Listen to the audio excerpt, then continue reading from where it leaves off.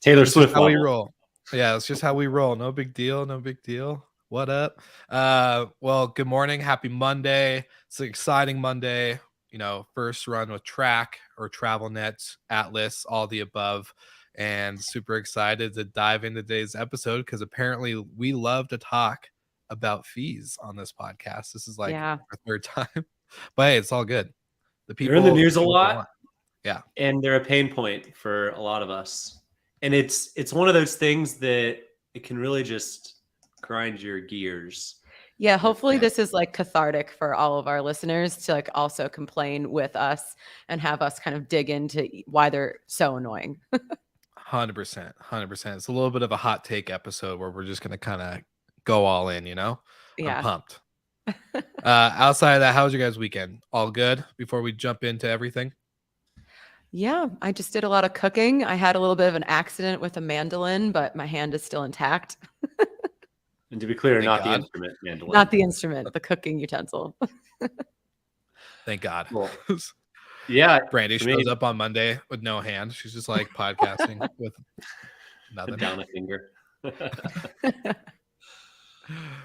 about you, Golden? Pretty chill for me. I guess one special announcement is happy birthday to Will Slickers and his twin brother TJ. Woo! Happy birthday, you two. Thank you. I appreciate it. Still in your 20s? Yeah, still there. I got another 2 years. So still the baby. Yep. But I will get a call from my brother. He'll brag it in 1 minute older. So that's how it is. It's gonna be like that for the rest of my life. So if you got it for it, right? Yeah. Hey man, it's 1 minute makes all the difference. It does. But thank you guys. Appreciate it. So this is gonna be fun because we talk a lot about the Airbnb fees, but we saw an article last week with mentioning the government getting involved in the whole travel fee situation with surcharges and upcharges and the amount that it's costing travelers in general now compared to what it used to is pretty insane. I don't have all the numbers, but it was definitely a good enough topic that the three of us were like, we should just hit everybody and just set an Airbnb. We should just go all in. And so let's do that. Michael, I know you on blast. Yeah. Well, before we do that, I want to put the government on blast because it's the pot calling the kettle black. When if you look at your airline ticket, like 3 or 4 of the fees are actually taxes that the government has put into place. So you've got your fuel charge, your runway charge, your airport charge, your sales tax. So it's a bit funny to have the government saying you guys can't add fees to anything. So now that that's behind us, there's a whole bunch of travel fees that skipped put into this article. And for me, one of the fees that I hate the most, that's the least necessary, but we all know why it's done, is the resort fee. Mm-hmm. If I am traveling for work and I'm staying there one night, there's a 0% chance I'm using any of the amenities of the hotel, except for maybe coffee. And these big resort hotels tend to have charged coffee. You have to pay for it. So that fee really gets me going when I see like $49 added for something that, I'm spending less than 24 hours at this property. I will not take the wristbands to get me into the pool area, but take that $49 off. They don't take it off. So So we definitely have charged resort fees before.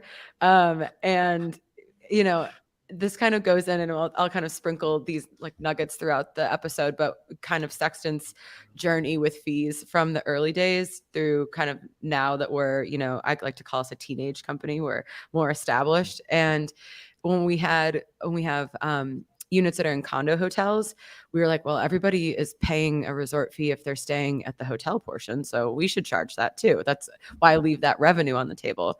And I think that if you're, coming to stay with us for like 5 days, you probably don't even notice that that's there or it makes sense. But I would definitely understand if someone was staying for one night and they're like, why am I paying this resort fee? Because I'm not going to use anything. So I, and this goes along with kind of the theme of like, just add everything in. Like, why do you have to have the resort fee, especially for the hotel? Like, just have that be part of the price. So. Yeah, a lot of 100%. these places, the resort fee, you don't even get until you get to the property. And that's what really pisses me off. Yeah. It's okay if it's built in and I see it and I know that the all-in price is $250 a night. But then if it's $250 a night, it's like, yeah, and we have a resort fee added on top of that. Like, and what's the reasoning for doing it when you get there? Is that so that they can change it? Like, is it dynamic resort fees? No, you're just not going to get up and leave, right? You're stuck. It's and also not a good policy. I also remember back in my like hotel front desk days, it did take a little bit of time for the OTAs to catch up to that fee being implemented on the PMS. So it would be like, oh, well, booking.com and Expedia can't showcase the resort fee because they don't know how to add that, especially when it came to commissions and all this other stuff. So they would just be like, all right, well, we'll charge it when the guests arrive and it goes on your incidentals rather than like if you pay via virtual card on Expedia or Booking. But man, I remember just getting destroyed at the front desk, especially when we were a business kind of business and leisure hotel. And the biggest thing was like a lot of our, guests were return guests. So one week they're coming in like normal, nothing. They get their normal rate, they get their normal room, all the service and everything and above. To then the next week they're like, why am I getting hit with a 35 or 45 or whatever dollar charge for the same stuff that I've been using for free or not using for free, and now I am forced to go into it. So it definitely comes off in the sense of leaving a really bad taste into a loyal guest mouth, but then also just people in general when they're, like Michael and you guys both said, it's not online. They book, they get there, and then all of a sudden, boom, here's another $50 you owe us. So it's kind of like a slap to the face. Yeah, I actually just in real time had the realization I'd had this phantom charge on my card from the Flamingo from Verma, and it was like $49.99, and it didn't match any of my receipts, and that's definitely what it is. I had no idea what it was. I like stayed there for literally 10 hours before my they other just room slide it in. They don't tell anybody. So sneaky. But you brought up another point that we're dealing with. I mean, I've dealt with it with all of our systems in the last couple of years, but it's this mismatch of what your system can do versus what the OTAs can handle. So for example, we have a damage waiver and for everything instead of charging a security deposit or anything like that. But some OTAs don't have that field. And so you have to pick one of the ones that they offer. But then sometimes, so for example, we might have to have like an environmental fee, but it's actually the damage waiver or a management fee. And that is from a customer perspective, like, why are you charging me a management fee? Why are you charging me this other fee?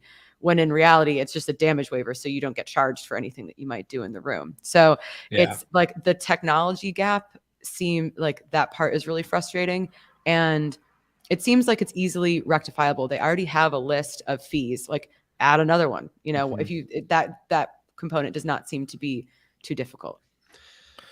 So to tie this into maybe the vacation rental audience, I'll share another fee that really gets me going that I'm sure most operators charge is the early check-in. Oh, okay. Yeah, I understand the late checkout, like if you've got a turn or something. Mm-hmm.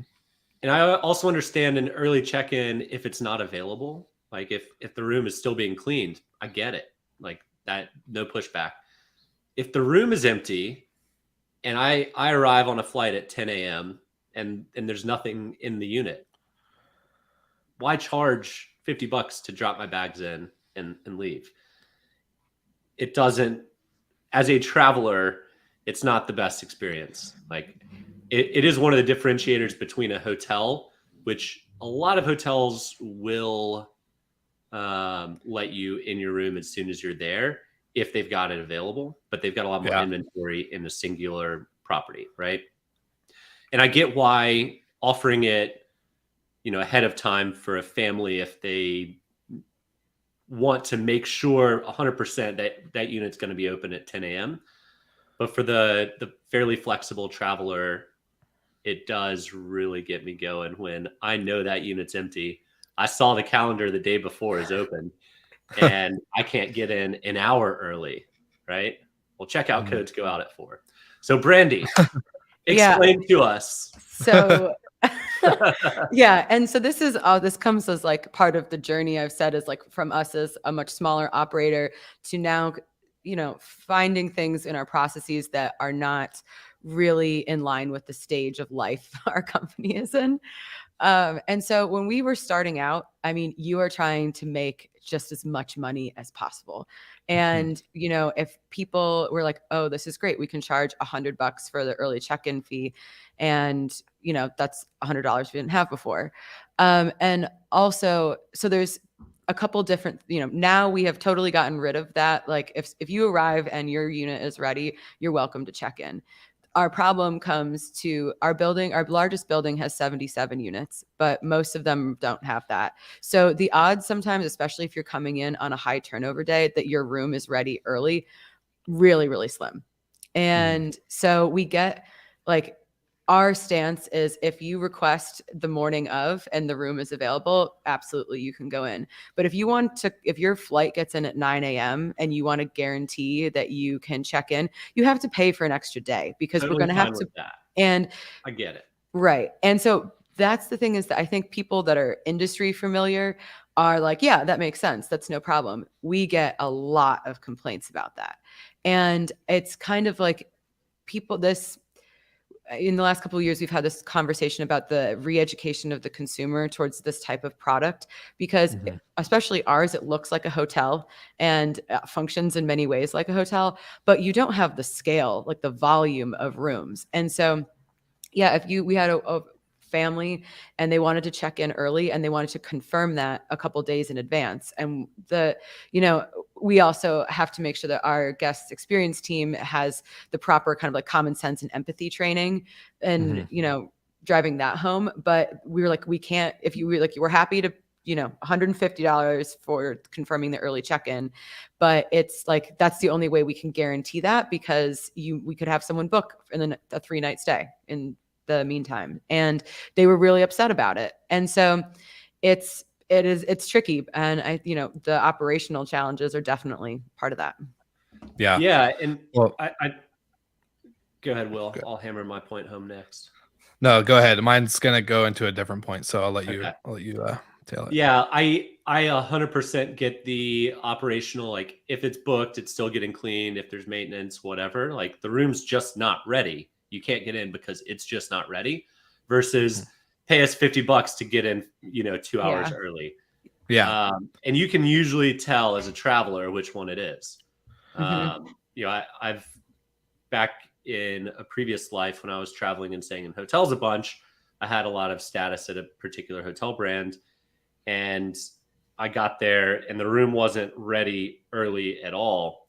So they gave me the presidential suite because it was a room that was available, because none of their regular rooms were available.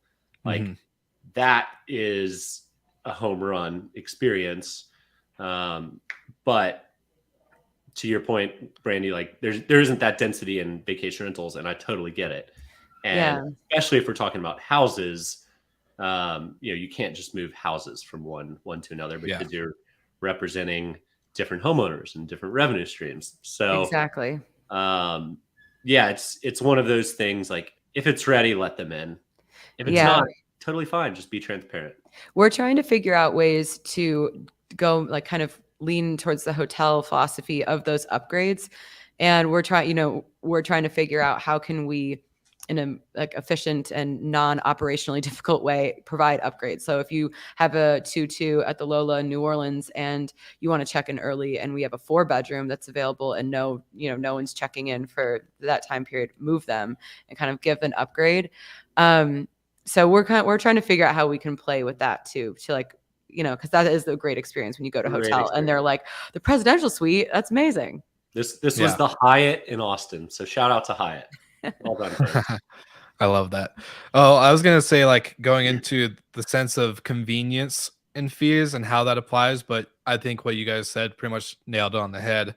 And then I remember in our group chat, I sent you guys an article about like hotels, a hotelier, I forget the CEO who was on this panel, basically saying like they missed the boat to adapt the business. Like the hotel industry out of all of hospitality has failed to adapt into I guess the change because they had a consumer that's willing to change with them.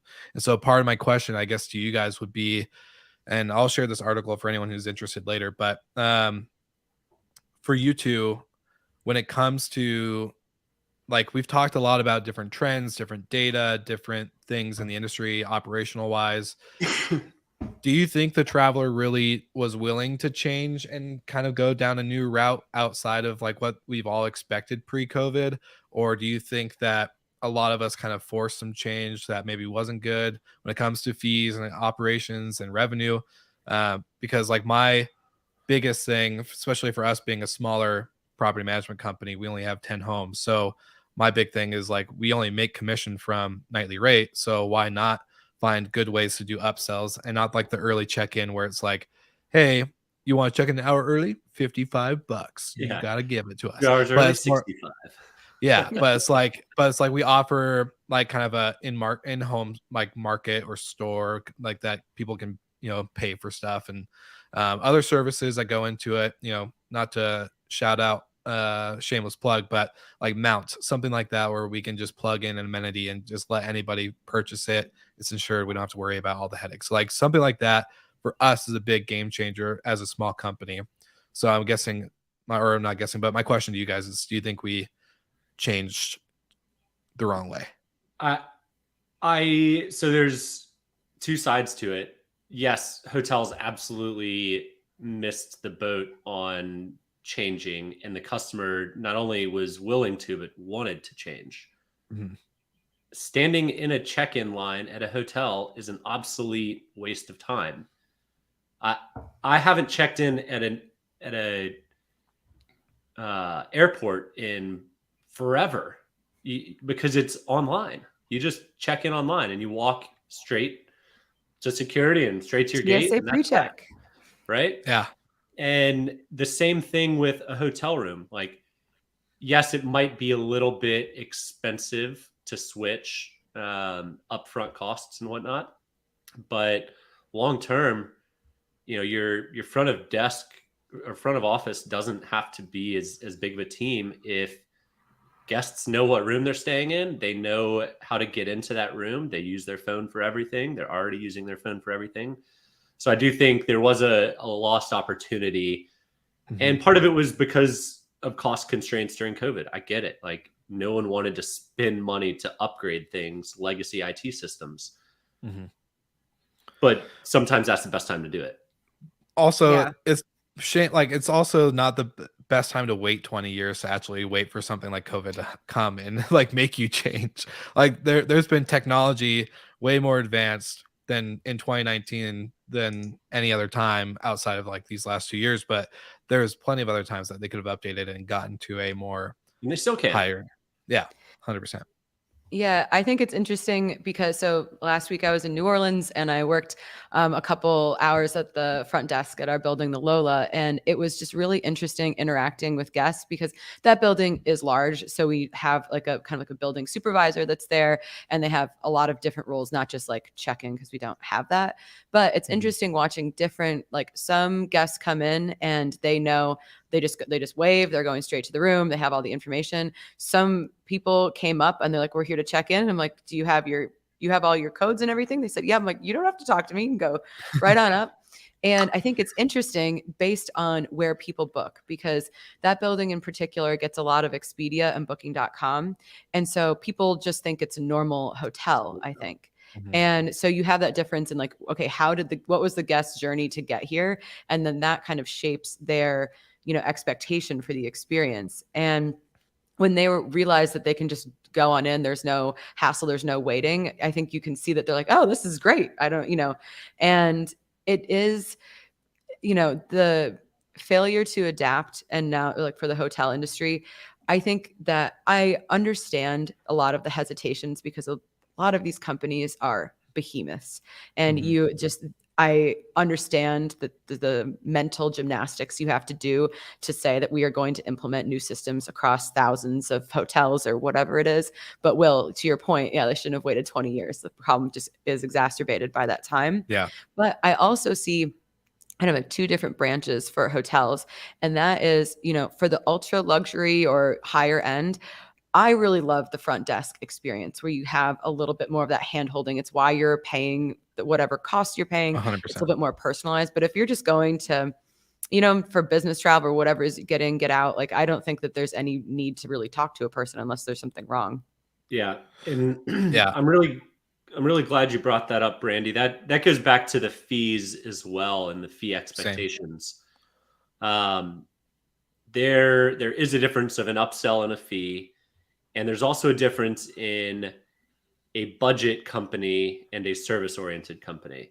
Mm-hmm. When I fly EasyJet or Ryanair in Europe, I know I'm going to get feed to hell. The ticket might be 49 euros, but if you want to actually get on the plane, it's another 20 euros. Do you want to breathe? If you want your seat to have a seatbelt, it's another 5 euros.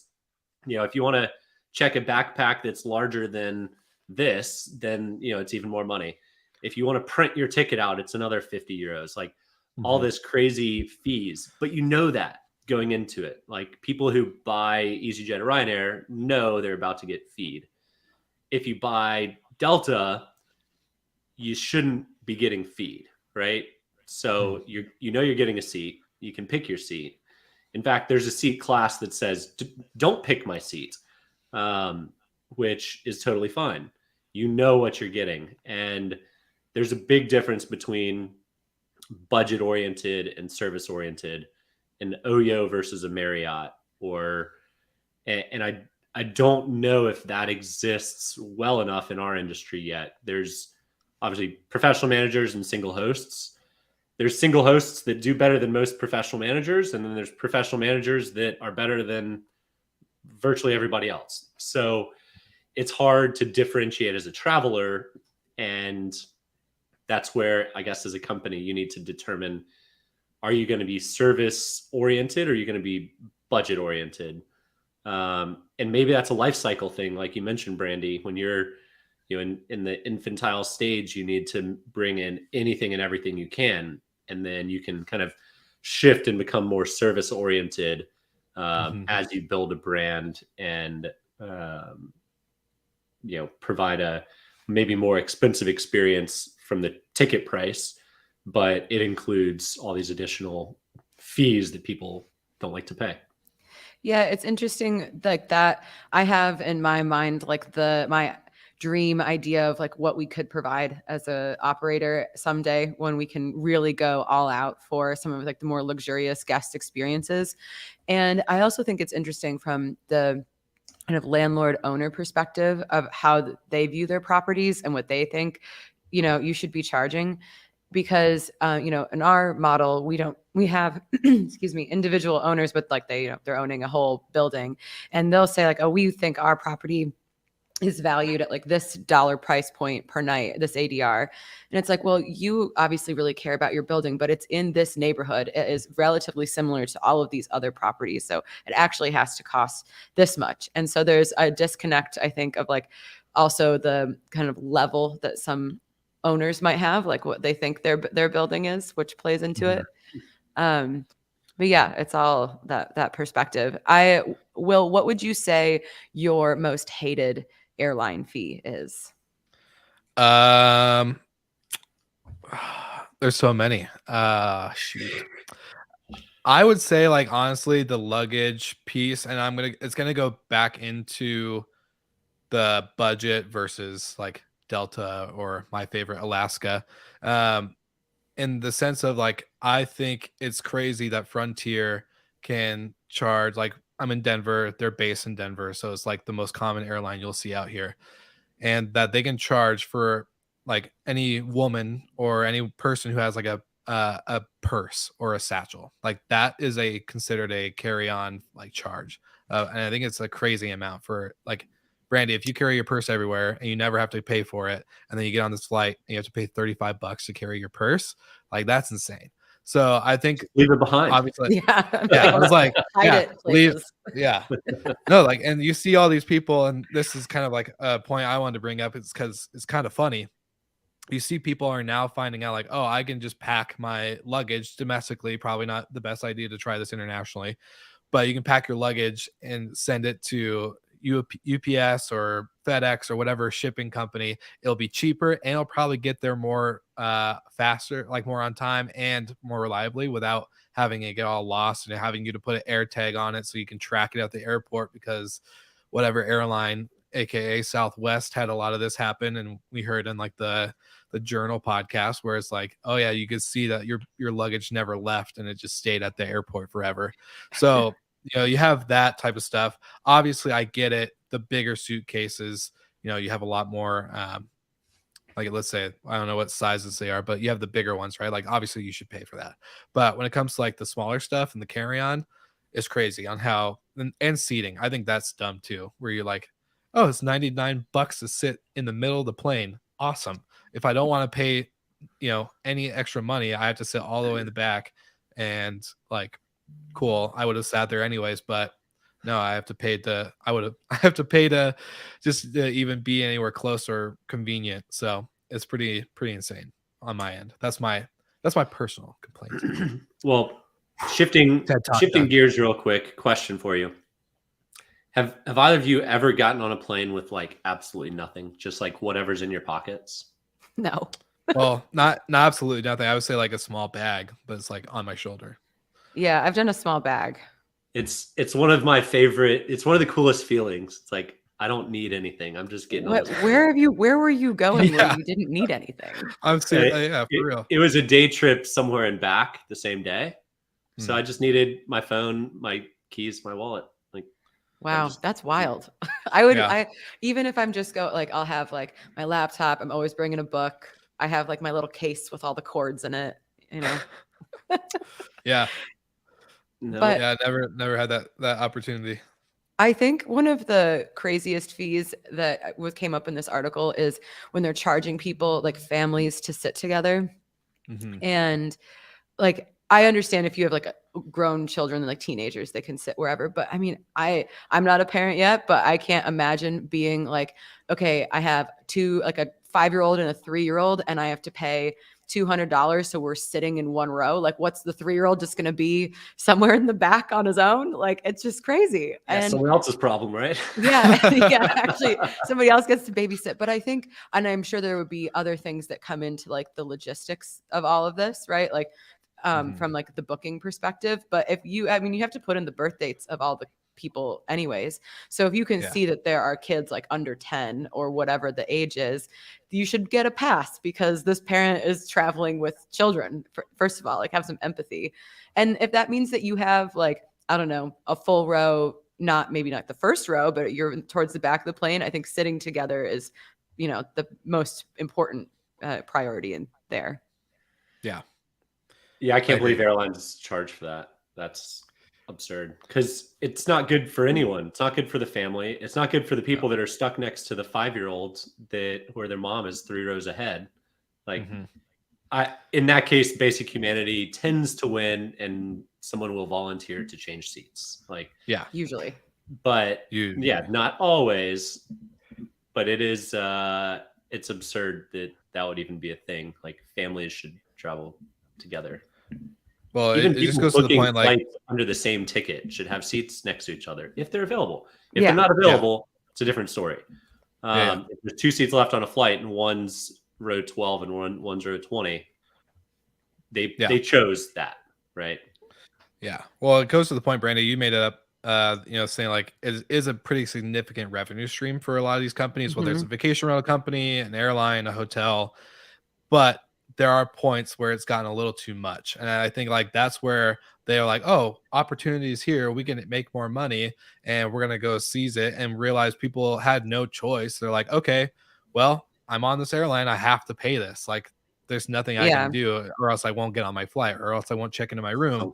So it's gotten to but I feel like, John Ann made a comment, just how insane out of like control it's gotten. And I totally agree. I think there's got to be a fine line, and unfortunately, part of being a public traded airline or whatever, you can do pretty much whatever, and you don't have to care about. I actually have a kind of pretty funny story about last minute bag fees.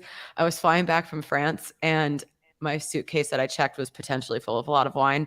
So I had to find a bag, like a carry-on bag, like last minute in Paris. Everything was closed because it was Sunday. So I ended up getting this massive canvas bag that didn't zip. And I was like, we're just going to see how this goes. And it's full of like all my shoes. And because I had been on this like wedding trip for whatever, it was a lot of superfluous clothing items. But I make it to Lisbon, no problem getting it on as like a carry-on, no problem. The next day I had a flight from Lisbon back to Miami, and you have to go through like at the gate, another checkpoint. And the guy was like, you cannot, like your total luggage is so heavy, like that has to go on the bottom of the plane. I'm like, well, this is an open bag, so it's coming with me on the plane in my hands.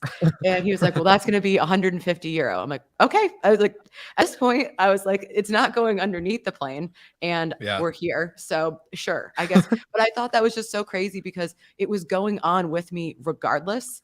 And I was like, it's just the only thing I have. Like, I'm taking care of it. It's going to weigh what it weighs if it's here or if it's underneath the plane. But they just got 150 euro out of me because I had to get on the plane, Yep. Yeah. It must have been nice wine. Seriously. It was really nice wine. Yeah. I love that. Well, I had something similar in Mexico last year, but not worth going into. It's the same stuff that I came there with. They didn't charge me for. Then I came back with everything else that I came with, and then they charged me for more. So dumb. Anyways, I hope wonder everyone if those gate agents are commissioned. Do you think they're commissioned? How much they charge? I don't think so. There's no way. That's a question for another day. I think they might be. We should get a airline representative on the show and be like, hey, give them a chance to defend themselves. Yeah. Or just destroy them on a live podcast. Either way, whatever. This is a friendly environment. Well, positive vibes. Remember Relentless Positivity 2023? Yeah. Sorry, I forgot. On that note, we appreciate our sponsor, TravelNet/Track. So glad to have them on board with us for quite a while. Yeah. Yes. Yeah. This is our first month officially with them. So very exciting. I know. I'm pumped. It's been fun to work with the whole team. So get ready to all of our live viewers for more exciting content involving TravelNet. And on that note, we'll see everybody again next week.